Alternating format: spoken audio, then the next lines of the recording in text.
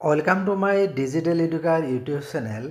ভিডিওটোৰ যোগেদি এছআৰডি অৰ্থাৎ special recruitment driver অধীনত নিযুক্তি লাভ কৰা টেট শিক্ষকসকলৰ বাবে দিব বিচাৰিছে এটা ভাল খবৰ।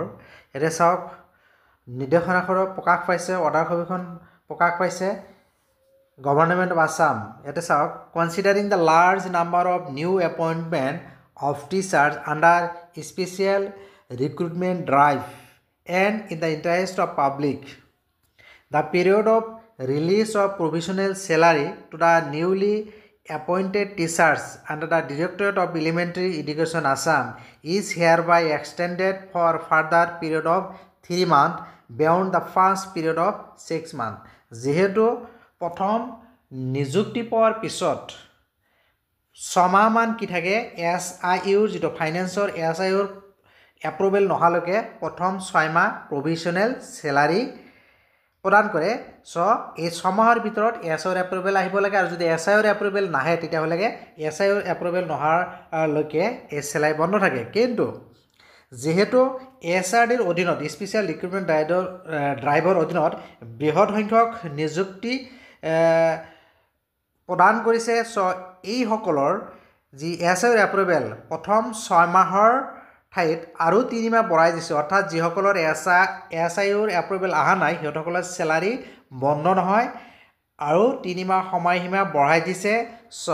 The treasury officer are directed to comply with this notification and to release the salary of the newly appointed teachers for a further period of 3 month. Treasury অফিচসমূহলৈ আৰু 3 মাহলৈ যিসকলৰ SIUৰ এপ্ৰুভেল অহা নাই সিহঁতসকলৰ 3 মাহলৈ এক্সটেনশ্যন কৰি দিছে, আৰু ট্ৰেজাৰীসমূহসকলৈ চেলাৰী ৰিলিজ কৰি দিয়াৰ কাৰণে নিৰ্দেশ দিছে। নিশ্চিতভাৱে স্পেচিয়েল ৰিক্ৰুটমেণ্ট ড্ৰাইভৰ অধীনত নিযুক্তি লাভ কৰা যিসকলৰ এতিয়াও SIUৰ এপ্ৰুভেল অহা নাই সিহঁতসকলৰ কাৰণে ভাল খবৰ। আৰু এই নটিফিকেশ্যনখন ক'ৰ পৰা এপ্ৰুভেল আহিছে, this is issued with the approval of finance SIU department vide endorsement dated 13/3/2025 in Gov e-file number this.